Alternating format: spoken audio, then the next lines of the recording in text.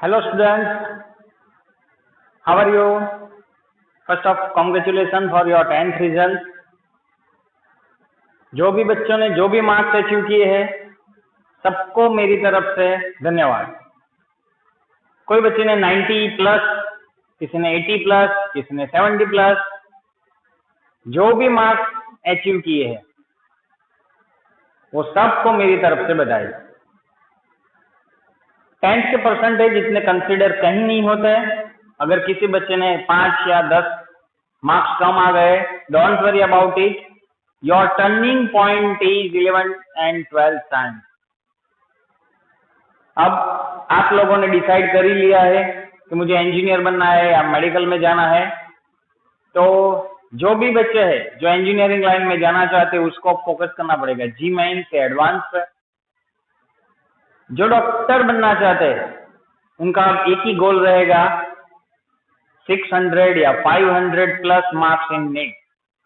तो उसके लिए क्या करना पड़ेगा? तो उसके लिए एक स्मार्ट वर्क करना पड़ेगा, नॉट ए हार्ड वर्क। काफी सारी स्कूल हार्ड वर्क कराती है, रट्टा मार लो एनसीईआरटी 500 प्लस 600 प्लस आ जाएंगे। वैसे कभी भी नीट या जी में मार्क्स नहीं आते।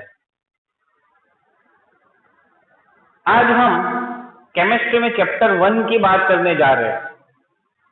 केमिस्ट्री का जो चैप्टर 1 है वो रतन सर ने आपको पूरा पढ़ा दिया है, खत्म हो गया है।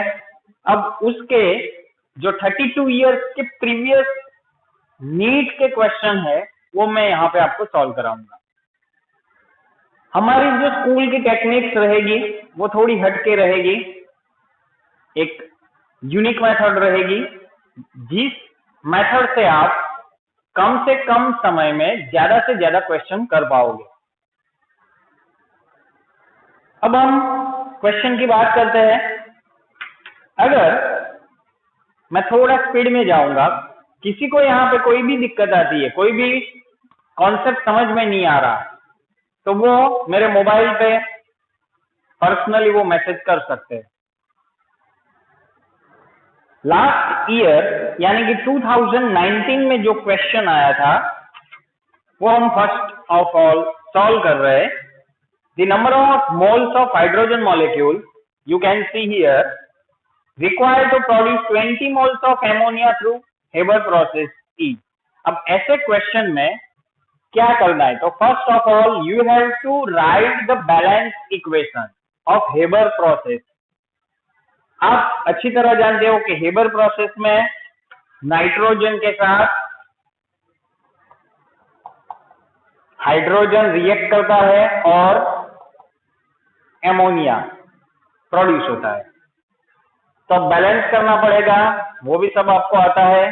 तो पहले हमको प्रक्रिया बैलेंस करनी पड़ेगी। आगे we have to find here hydrogen mole required to produce 20 moles of ammonia। 20 mole ammonia के लिए कितने हाइड्रोजन की रिक्वायरमेंट है वो हमको यहाँ पे काउंट करनी। तो सीधा हम कर सकते हैं, अभी कितने मोल्स है? 2 मोल। नाइट्रोजन के बारे में कुछ कहा नहीं तो उसको हम ध्यान में नहीं लेंगे।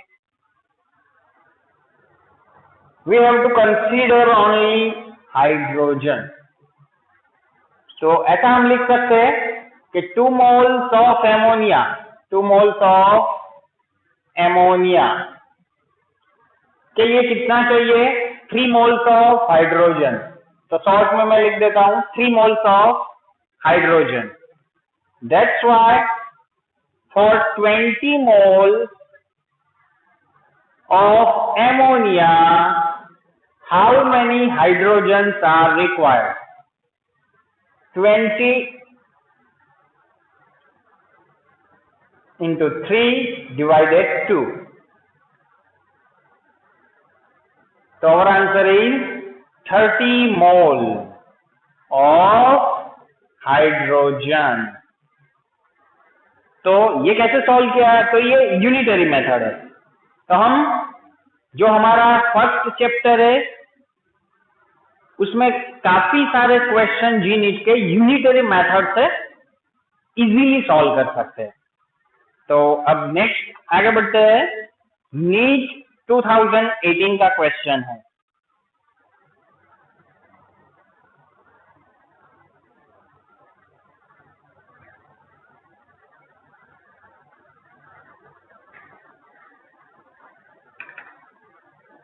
NEET 2018, a mixture of 2.3 gram of formic acid and 4.5 gram oxalic acid created with concentrated H2SO4।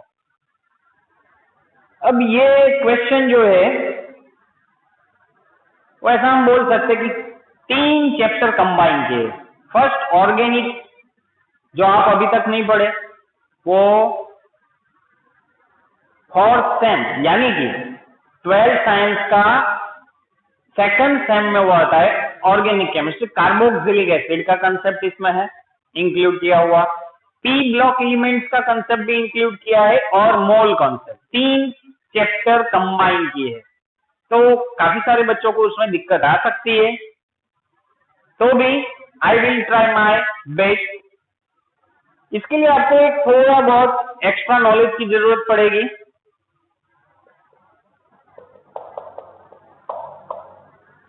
Concentrated H2SO4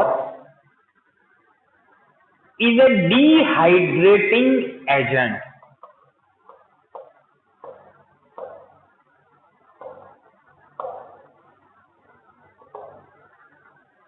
Dehydrating agent means जहां पे भी हम इसका यूज करेंगे वो पानी के मॉलिक्यूल्स को खींच के बाहर निकाल देगा। Dehydrating agent. Concentrated H2SO4 can remove water molecules in any chemical process। जैसे कि मैं आपको एक सिंपल एग्जांपल देता हूं।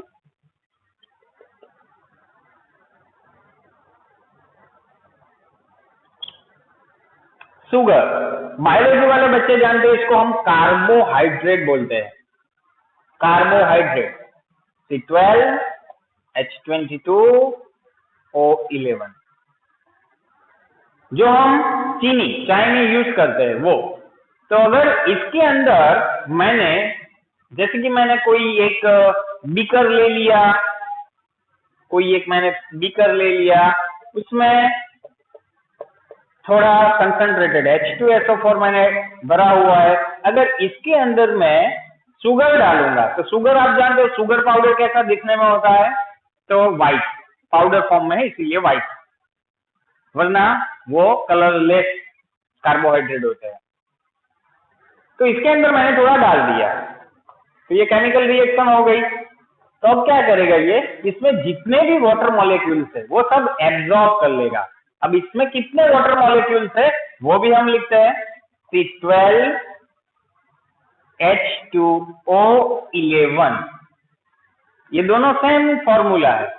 इसमें से मैंने क्या किया, वाटर मॉलिक्यूल्स कितने, 11 वाटर मॉलिक्यूल्स है। इसीलिए शुगर, ग्लूकोज, फ्रुक्टोज, जो भी कार्बोहाइड्रेट है उसका नाम कैसे पड़ा, कार्बोहाइड्रेट। हाइड्रेट मीन्स पानी, वाटर। किसका, कार्बोहाइड्रेट, कार्बन प्लस हाइड्रेट, इसीलिए उसको कार्बोहाइड्रेट बोलते हैं। तो अब इसमें क्या होगा, तो पानी के 11 जो मॉलिक्यूल्स है वो एब्जॉर्ब कर लेगा कंसंट्रेटेड H2SO4। तो क्या बच जाएगा फिर, 12 मोल कार्बन। तो बीकर में कंसंट्रेटेड H2SO4 फिल किया हुआ है और उसमें अगर 1 चम्मच भर के हमने चीनी डाल दी, थोड़ी देर के बाद देखोगे तो नीचे बॉटम पे आपको ब्लैक कलर का कार्बन दिखेगा और कुछ नहीं दिखाई देगा, क्योंकि H2SO4 ने वाटर मॉलिक्यूल एब्जॉर्ब कर दिए। तो अब बचा सिर्फ शुगर में क्या, कार्बन, और कार्बन दिखने में कैसा होता है वो आप जानते हो। तो एक ये कंसेप्ट जो पी ब्लॉक में हम सीखने जाएंगे आगे, वो याद रखना पड़ेगा आपको। क्वेश्चन में आगे बढ़ते हैं, मैं इसको मिटा देता हूं।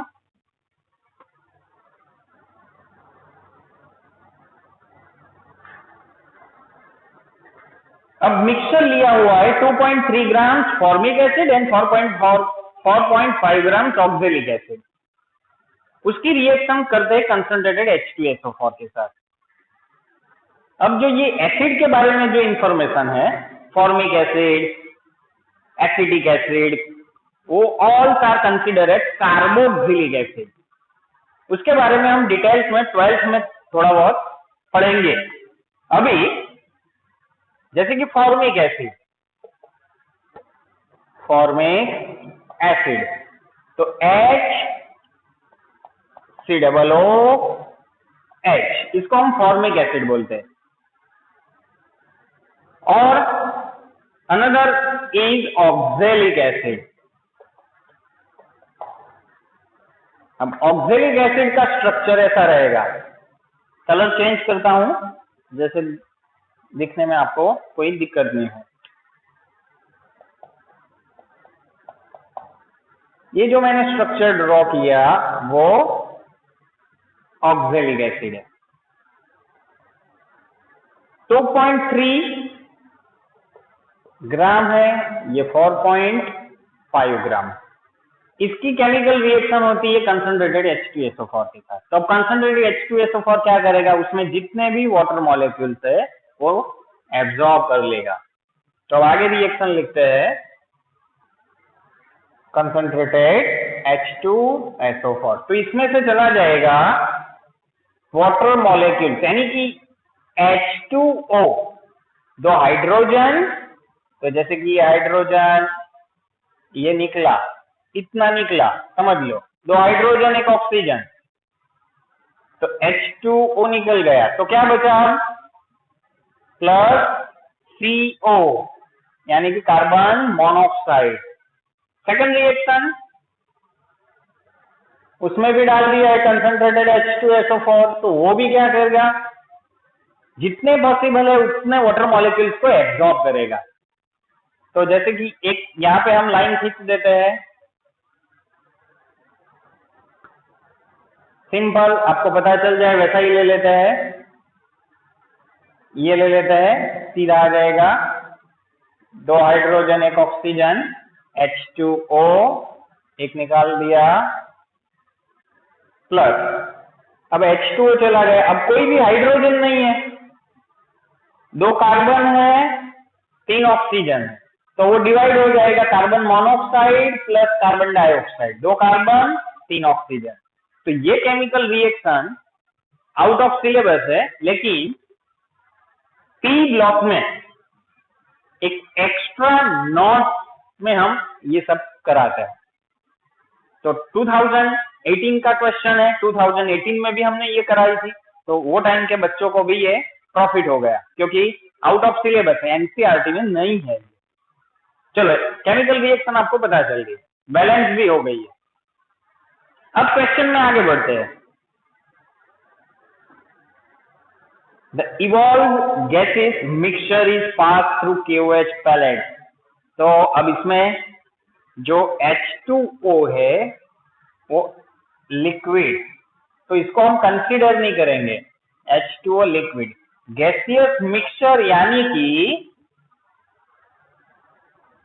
कितना हुआ gaseous mixture, 2 moles of carbon monoxide and 1 mole of CO2। तो 2 mole carbon monoxide, 1 mole carbon dioxide, पानी को कंसीडर नहीं करेंगे। Evolve gases mixture is passed through KOH pellet. अब इसको हम किसमें से पास करते हैं, KOH। You all are very well known KOH nature. KOH is metallic hydroxide. All metallic oxides and hydroxides are basic in nature. Remember it.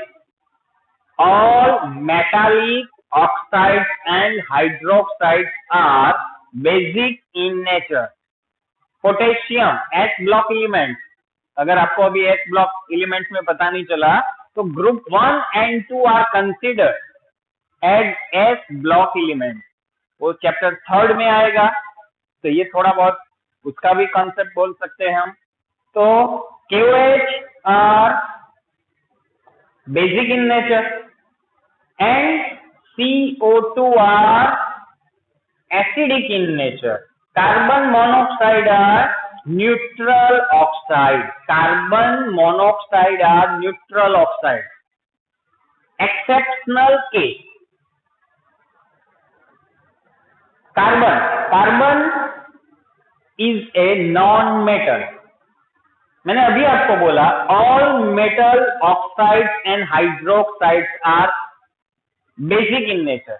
वैसे same उल्टा all non-metal oxides, all non-metal, carbon non-metal है, nitrogen non-metal है, halogens are also non-metal, carbon non-metal है, तो all non-metal oxides are acidic in nature. non-metal ही है, carbon ही है, but exceptional case. ऐसे exceptional case और कौन कौन से है? तो कार्बन और नाइट्रोजन में भी एक ऐसा एक्सेप्शनल केस आता है N2O एंड NO. तो ये तीन याद रखना है, N2O, NO, N2O, NO, CO, non metal oxide, बस exceptional case, all are neutral in nature. तो कभी बेस के साथ न्यूट्रल कोई केमिकल रिएक्शन नहीं करता. एसिड बेस न्यूट्रल बन जाएंगे, बेस बेस कभी रिएक्शन नहीं होगी, एसिड एसिड की नहीं होगी, लेकिन एसिड बेस आए तो रिएक्शन होगी. तो अब क्या होगा, जो क्वेश्चन में आगे लिखा है, the evolved gaseous mixture is passed through KOH pellet. That means CO2 and KOH react with each other. तो अब क्या बचा, only 2 moles of carbon monoxide.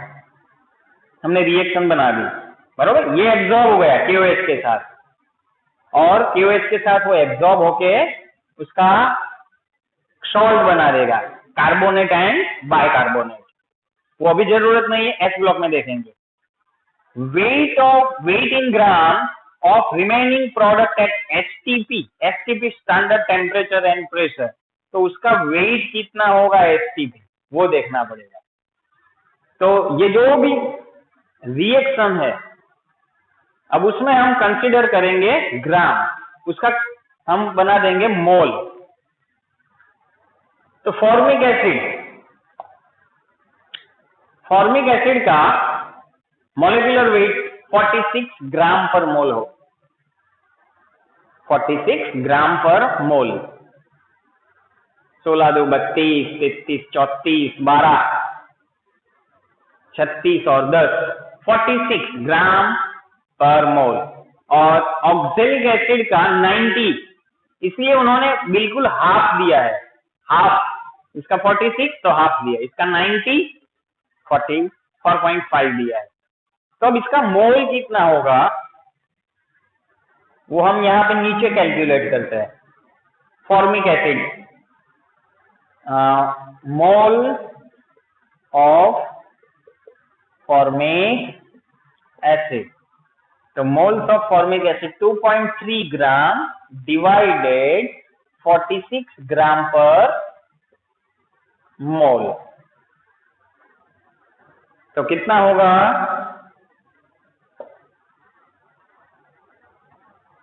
0.505, 0.05.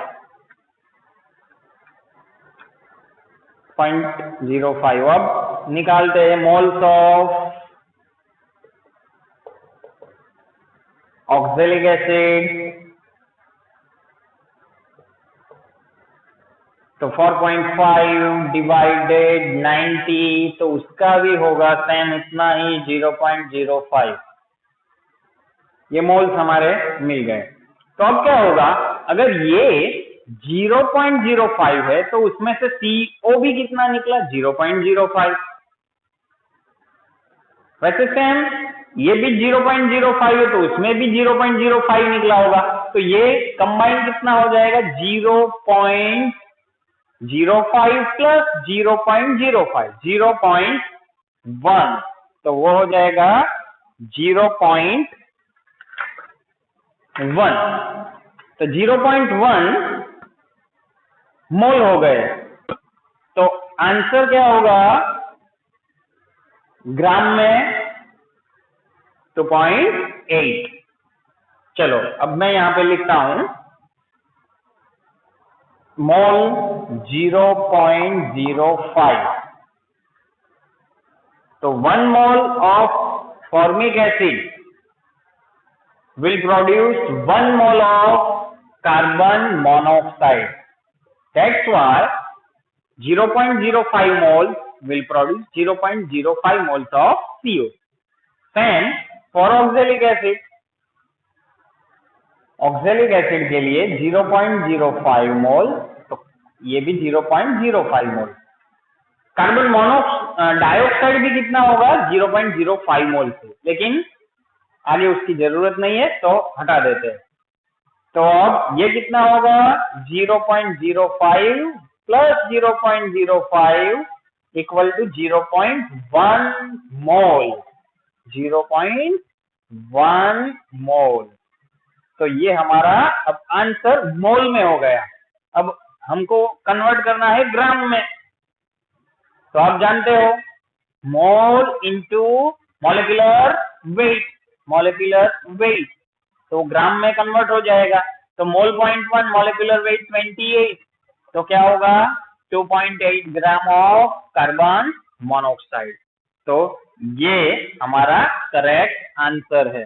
देख लो, वैसे थोड़ा टफ है कहा जाए तो, क्योंकि काफी सारे कॉन्सेप्ट इसमें से फर्स्ट चैप्टर में नहीं आते, जैसे कि ये chemical reaction, role of H2SO4 वगैरह। तो भी सिर्फ ये कैलकुलेशन हमारा मोल कॉन्सेप्ट का है।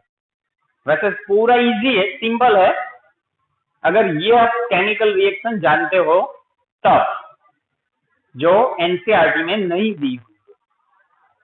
तो ये आपको सेंटेंस याद रखना है, काफी टाइम्स नीट जी में आ जाता है।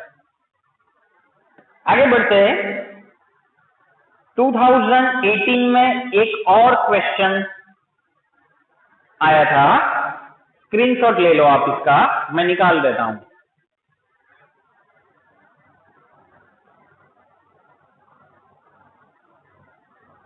This question is really tough for 11th student. 11th के स्टूडेंट के लिए थोड़ा प्रॉब्लमेटिक है।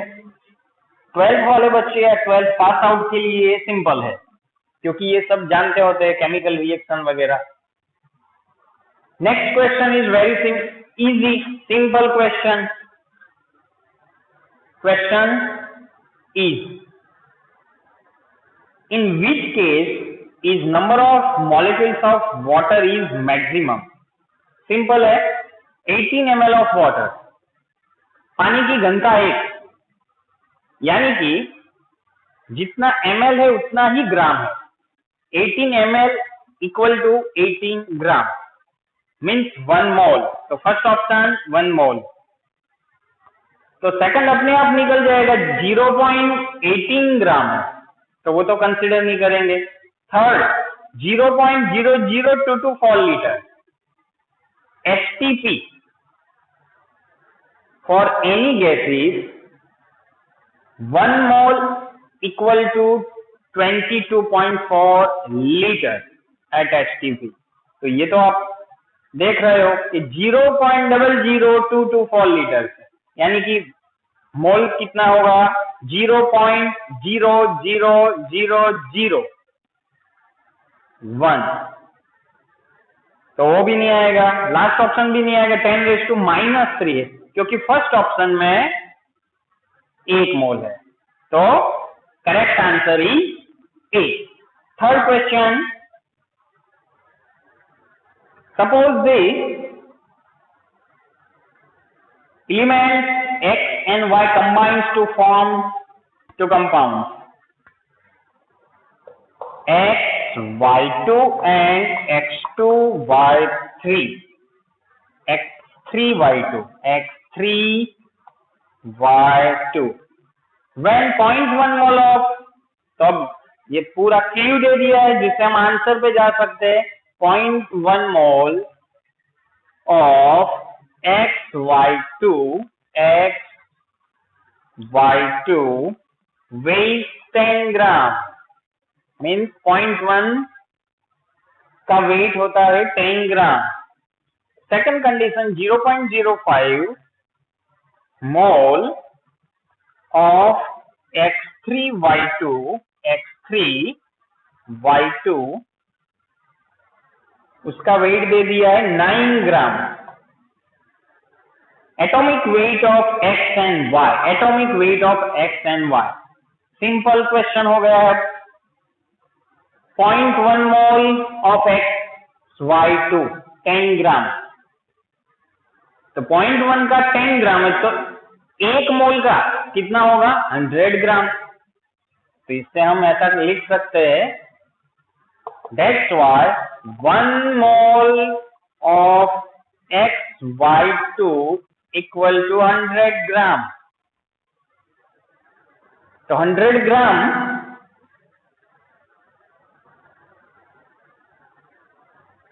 एक x plus 2 y equal to 100 gram, ऐसा लिख सकते हैं। एक x एटम का atomic weight plus 2 y atom का एटॉमिक वेट कंबाइन करेंगे तो 100 ग्राम हो जाएगा। तो इसका सेम इक्वेशन वैसा और बना सकते हैं। That's why 1 mole of x3y2 equal to 9 upon 0.05 180 ग्राम। तो इसके लिए भी हम लिख सकते हैं 3 atom of x plus 2 atom of y। तो अब हमारे पास 2 इक्वेशन आ गई। अब 2 इक्वेशन कैसे भी करके आप सॉल्व कर दो, जैसे कि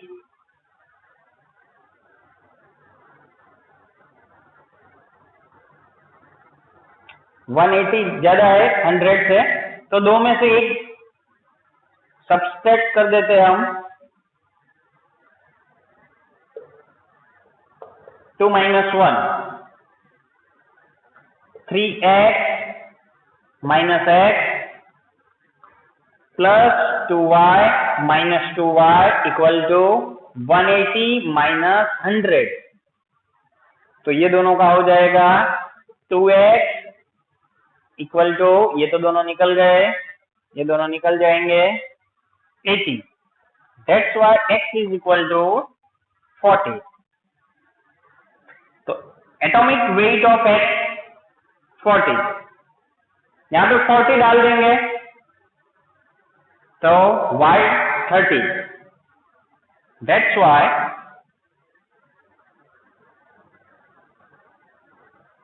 डायरेक्ट मैं लिख देता हूं, शायद आपको पता चल जाएगा। क्या किया हमने, तो यहाँ पे 40, ये जो 40 आया उसको हमने यहाँ पे डाल दिया। 40 ये साइड चला जाएगा, 60 हो जाएगा तो y 30। तो आंसर होगा, answer will be 1A।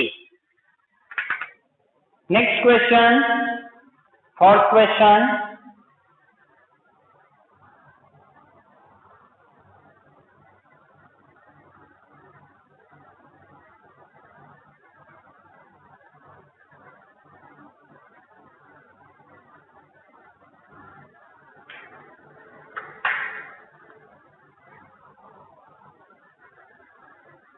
What is the mass of precipitate formed when 50 ml of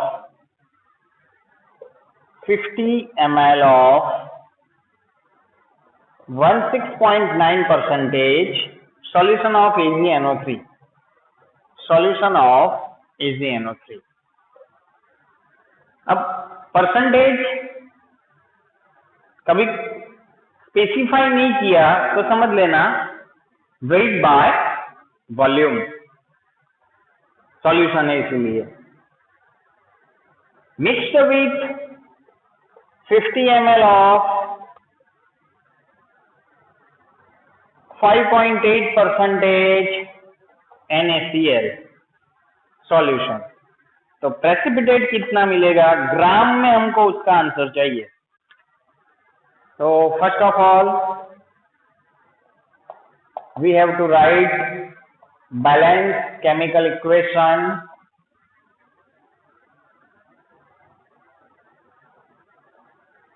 अब प्रेसिपिटेट जब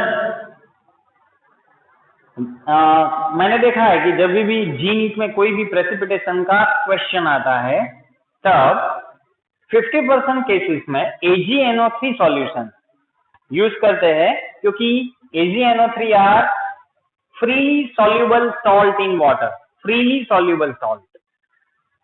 जैसे कि आपने नमक के बारे में तो पता होगा, नमक हम पानी में डालते हैं तो फ्रीली सॉल्युबल है, तुरंत घुल जाता है, वैसे AgNO3 भी तुरंत घुल जाता है। इसमें जो Ag+ है वो एनी हेलोजन एक्सेप्ट फ्लोरीन, याद रखना ये भी, क्योंकि AgF जब फ्लोरीन इसके साथ आता है तो वो फ्रीली सॉल्युबल सॉल्ट प्रोड्यूस करता है, जैसे कि ये दोनों। तो उसमें कोई प्रेसिपिटेट हमको नहीं मिलता है except fluorine, that means chlorine, bromine and iodine.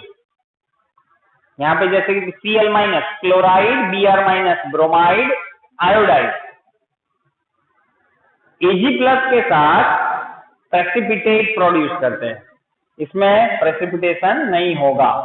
तो अब आंसर जो हमारा है कि कितने ग्राम प्रेसिपिटेट मिलेंगे, तो यानी कि AgCl हमको फाइंड आउट करना है। कैसे करेंगे? अब क्वेश्चन में आप देख सकते हो कि सबका एटॉमिक वेट दिया हुआ है AgNO3।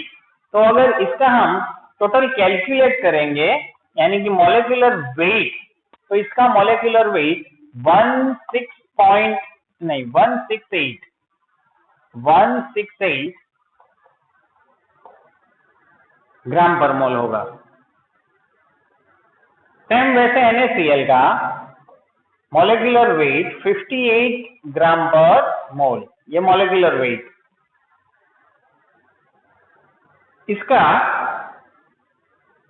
मॉलिक्यूलर वेट होता है 143.3 ग्राम पर मोल, ये मॉलिक्यूलर वेट है। अब फाइंड आउट करते हैं, ये ऐसी केमिकल रिएक्शन में काफी टाइम्स कोई एक लिमिटिंग रिएजेंट वो डाल देते हैं, कोई बार होता है कोई बार नहीं होता। तो first of all we have to check if any reactant are limiting reagent और नॉट। वो लिमिटिंग रिएजेंट कैसे अब फाइंड आउट करेंगे? तो काफी सारे उसमें वेज है, उसमें से आप कोई भी यूज कर सकते हो। जैसे कि ये 1 मोल है, 1 मोल है, तो मैं आपको ऑप्शन इसमें बताता हूं। मोल टू मोल का आप कर सकते हो कैलकुलेट, और सेकंड ऑप्शन मॉलिक्यूलर वेट, इसका है 168 और इसका है 58, ये भी फॉर्मूला आप अप्लाई कर सकते हो। थर्ड ऑप्शन काफी टाइम थोड़ा डिफिकल्ट क्वेश्चन करने के लिए वो नंबर ऑफ मॉलिक्यूल्स भी दे सकते हैं। तो ये 1 मोल है, यानी number of molecules Na Avogadro जितना होगा 6.022 × 10⁻23, वो आप जानते हो। ये हमको इसमें से लिमिटिंग रिएजेंट पता चल गया तो वो सीधा आंसर मिल जाएगा। मोल को मोल के साथ भी कर सकते हो, मोल को ग्राम के साथ भी कर सकते हो, मोल को Na के साथ भी कर सकते हो। उसके लिए सिंपली यूनिटरी मेथड हम यूज कर सकते हैं। जब भी ऐसा क्वेश्चन आएगा तो मैं आपको ऐसा सॉल्व करके दिखाऊंगा। अब इसमें थोड़ा कॉन्सेप्ट कंसंट्रेशन ऑफ सॉल्यूशन का भी डाल दिया है। 50 ml सॉल्यूशन है, 16.9%। अब देखो मॉलिक्यूलर वेट से नजदीक ही पूरा है, तो अब इसको हम 16.8 भी ले सकते हैं। इतने में कोई आंसर में चेंजेस नहीं आएगी। आप देख सकते हो आंसर बहुत दूर दूर है, तो ग्राम जो भी आंसर आएगा उसमें कोई चेंजेस नहीं होगा। ये सेम टू सेम दिया हुआ है, ये हम ले सकते हैं 16.8। 50 ml में है, कोई भी परसेंटेज हो वो 100 पे काउंट होता है कि 100 ml अगर मैं सॉल्यूशन लेता हूं, 100 ml सॉल्यूशन, तो उसमें AgNO3 कितने ग्राम्स रहेंगे? 16.9। लेकिन 50 ml है तो इससे आधा हो जाएंगे। तो अब उसको आधा हम अभी नहीं करेंगे, अभी उसको मोल में कन्वर्ट कर देते हैं। जैसे कि इसका मोल कितना होगा, तो उसको डिवाइडेड 169, 8 की जगह 9 भी ले सकते हैं, ज्यादा वेरिएशन नहीं है ना, बिना कैलकुलेटर करेंगे तो कितना मोल हो जाएगा? 0.1 मोल। लेकिन कितने में? 100 ml में, क्योंकि परसेंटेज कभी भी काउंट होते हैं 100 पे। समझना मेरी बात, इसका मैं मोल में कन्वर्ट करता हूं, तो ये ग्राम है 16.9 डिवाइडेड इतना डाल दिया 0.1 आता है। अब वो कितने पे आया? 100 ml पे, लेकिन ये तो 50 ml है, तो मोल कितने हो जाएंगे? उससे आधा, 0.1 से आधा 0.05 होगा। तो सेम कंडीशन इसमें भी होगी, इसका मोल भी 0.05 ही रहेगा। तो यानी कि इसमें कोई लिमिटिंग रिएजेंट नहीं है। तो ये 1 मोल से 1 मोल प्रोड्यूस होता है, तो 0.05 से ये भी कितना प्रोड्यूस होगा? 0.05 मोल। तो मोल में आंसर आ गया सीधा 0.05 मोल। और एक अल्टरनेट मेथड भी हम देखते हैं।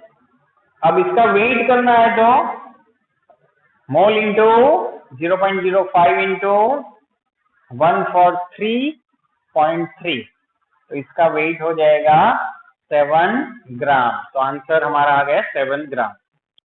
अल्टरनेट मेथड, एक और मेथड भी देखते हैं।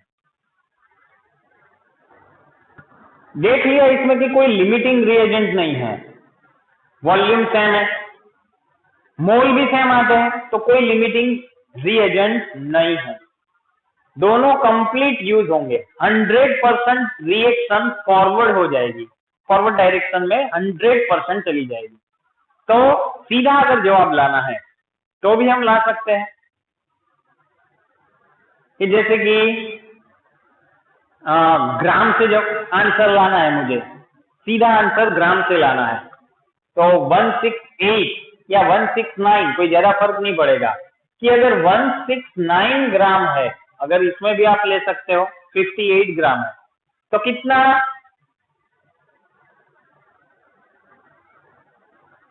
प्रेसिपिटेशन आएगा 143 ग्राम। कब? ये 168 ग्राम रहेगा, ये 58 ग्राम रहेगा, तो प्रेसिपिटेशन 143 ग्राम का होगा। तो ऐसा हम बोल सकते हैं यूनिटरी मेथड में कि 168 ग्राम AgNO3 will produce 143.3 gram of AgCl.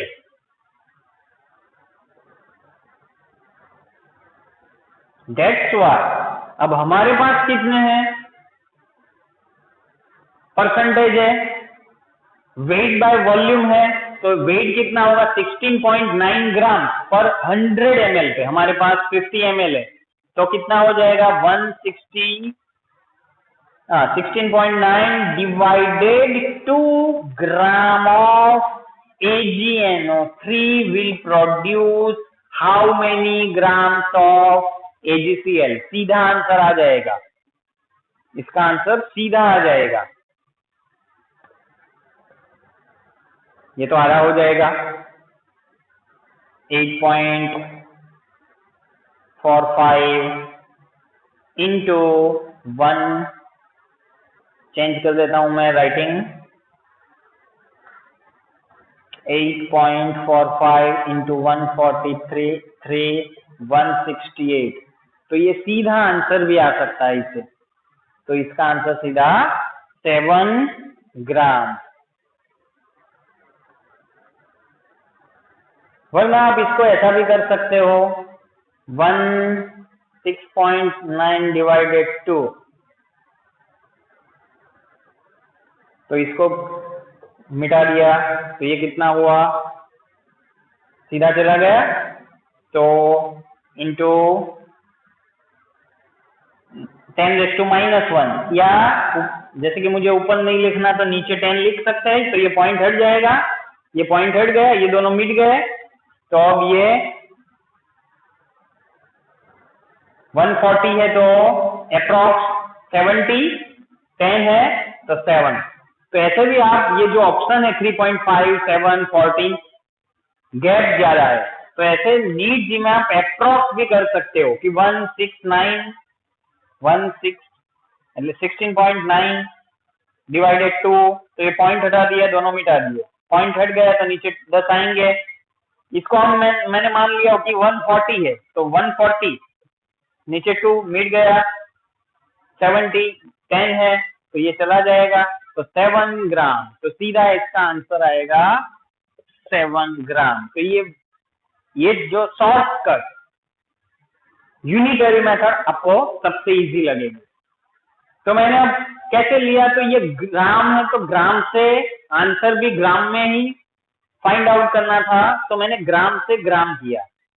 जैसे कि अब मुझे इसमें मोल दिया है तो यहाँ पे मैं मोल से ग्राम भी कर सकता हूँ, यहाँ पे मोल लिया तो नीचे मोल ही लेना पड़ेगा।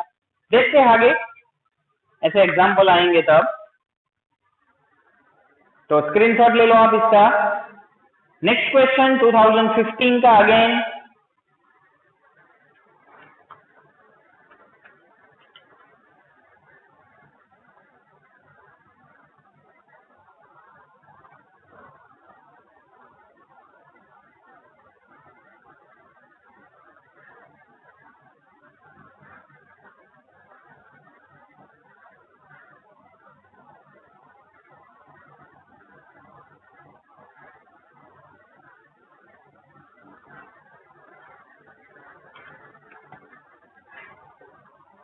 Next question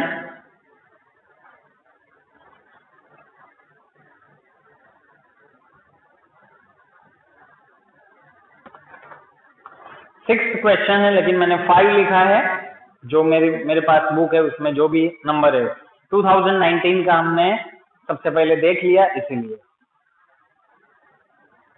if Avogadro number is change from 6.022 into 10⁻23 per mole to 10⁻20 per mole, this would change.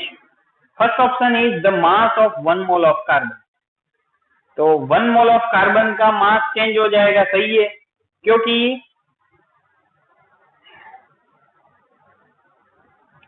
Mass spectrometer से हमने एक कार्बन एटम का वेट निकाला था, 1 carbon atom weight equal to 1.992648 into 10⁻³ gram पर कार्बन एटम। एक carbon atom का इतना हमने मास निकाला था। अकॉर्डिंग टू दिस हमने Na Avogadro constant find out किया था, कि जैसे कि 1.992648 इंटू 10⁻³ ग्राम पर carbon atom. That's why molecular weight of carbon is 12 gram per mole, ग्राम पर मोल। इतना वेट, अगर थोड़ा ऐसा लिख देते हैं समझ में आ जाए आपको, 1 कार्बन एटम, ऐसा लिख सकते हैं, इतना ग्राम, that means 1 carbon atom. That's why for 12 gram weight, how many carbon atoms? How many carbon atoms? 12 gram divided 1.992648 10 raised to minus 23 ग्राम। तो 6.022 into 10 raised to 23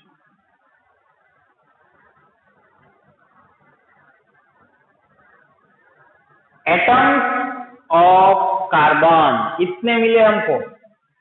that's why इसको हम Na बोलते हैं, एवोगैड्रो कांस्टेंट और नंबर बोलते हैं। तो अगर क्वेश्चन में ऐसा लिखा है कि अगर ये चेंज हो गया 10 raised to 23 से 20 आ गया तो ये भी चेंज होगा, ये दोनों का आंसर है ये, तो ये भी चेंज होगा, तो ये भी चेंज हो जाएगा। तो the mass of 1 mole of carbon, अभी 1 मोल ऑफ कार्बन का मास है 12 ग्राम, वो भी चेंज हो सकता है, यानी answer, correct answer is 1। Second, the ratio of chemical species of each other in balance equation, वो चेंज नहीं होगी। जैसे कि कोई बैलेंस इक्वेशन है H2 plus 1/2 O2 gives H2O, तो इसमें कोई फर्क नहीं पड़ेगा। 1 H2 molecule half O2 molecule combine होके 1 H2O मॉलिक्यूल प्रोड्यूस होता है, उसमें कोई चेंज नहीं आएगा। तो second one is wrong. Third, the ratio of element of each other in x compound, वो भी चेंज नहीं होगा, कोई भी रेशियो होगा जैसे कि H2O में, तो ये भी रेशियो कोई भी चेंज नहीं होगा। Definite of mass in unit of gram, वो भी चेंज नहीं हो सकते, तो answer is 1। Next question, the number of water molecules is maximum in 2015 में आया हुआ, 2015 का क्वेश्चन है।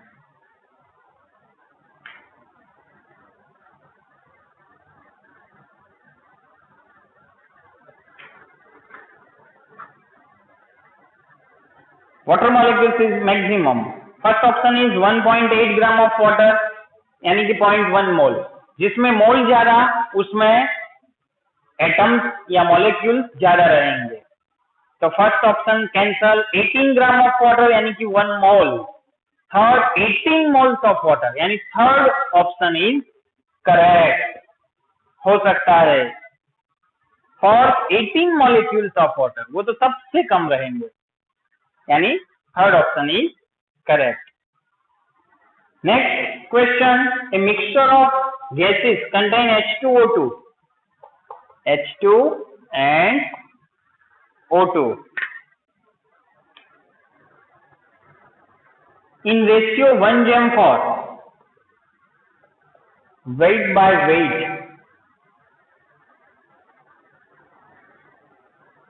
What is the molar ratio of two gas in mixture? Molar ratio,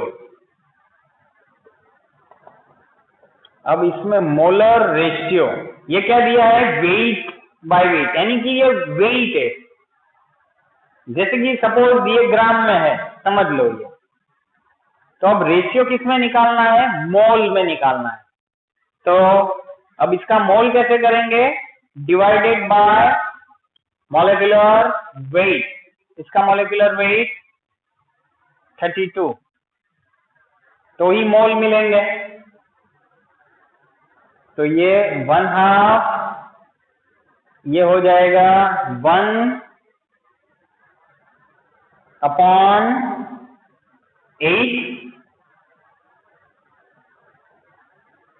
इसको मोल बना दिया, वेट बाय वेट से उसकी जगह हमको मोलर बनाना है।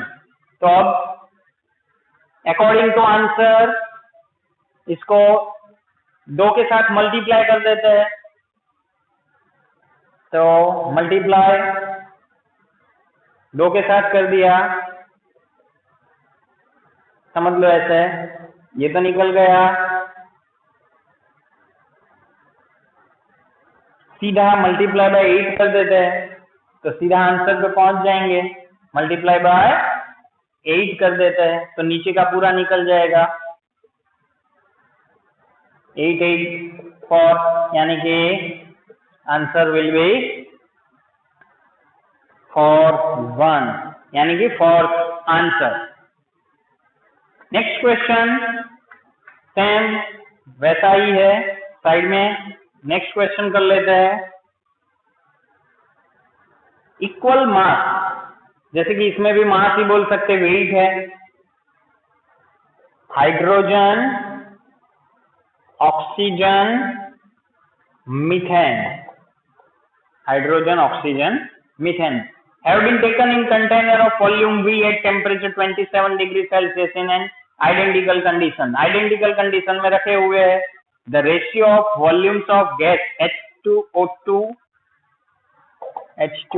and methane would be ratio of volume of gas. इसमें हमने कौन सा रेशियो निकाला? मोल। अब वॉल्यूम, कोई भी गैस हो 1 मोल यानी कि 22.4 लीटर, यानी कि ये जो अगला क्वेश्चन था, तो ये जो रेशियो आया उसको हम मोल भी बोल सकते हैं और वॉल्यूम भी बोल सकते हैं, सेम है। तो इसका भी हम सेम वैसा ही करना पड़ेगा कि इक्वल मास ऑफ, इसका इक्वल मास कितना है वो नहीं बताया, इसमें 1 जेम फॉर, इसमें इक्वल बोला है।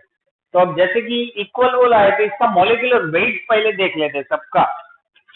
मॉलिक्यूलर वेट, तो molecular weight of hydrogen 2, oxygen 32, methane 16, तो सबसे ज्यादा ऑक्सीजन का है, तो सबको 32 ग्राम ले लेते, इक्वल मास ऑफ गैस, ऐसा बोला है। तो कोई भी ले सकते हो आप। तो अब H2O2 CH4, तो मास विल बी 32 वेट ग्राम में, सब समझ लो कि ये हमने किसमें लिया है, ग्राम में। अब इसका हम मोल कर दे तो वो वॉल्यूम अपने आप बन जाएगा। तो इसका मोल करना है तो डिवाइडेड 2 डिवाइडेड 32 डिवाइडेड 16, यानी कि 16 1 2, 16 1 2, तो आंसर विल बी सी। तो अवर आंसर इज सी। तो दोनों सेम क्वेश्चन थे। ये 2015 कैंसल। एक ही बार हिस्ट्री में ऐसा हुआ है कि नीट का पेपर लीक हो गया था अगले दिन, इसीलिए वो कैंसल करनी पड़ी। तो वो कैंसल किया हुआ पेपर था और ये 2014 का था। आगे देखते हैं next question.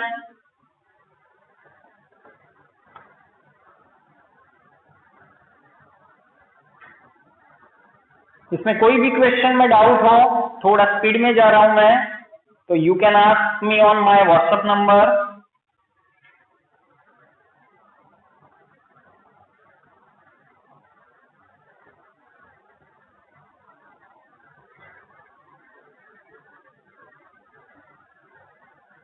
$22.4 liters of hydrogen, 22.4 liter of hydrogen,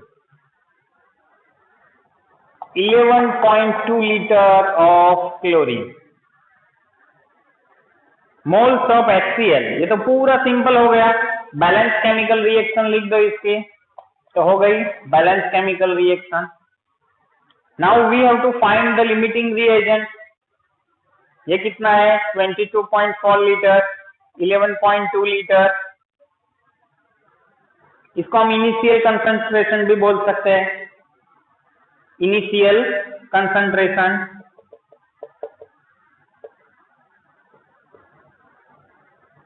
इसमें लिमिटिंग रिएजेंट कौन सा होगा, तो ऐसे बोल सकते हैं हम, simple unitary method, 1 mole hydrogen 1 mole chlorine.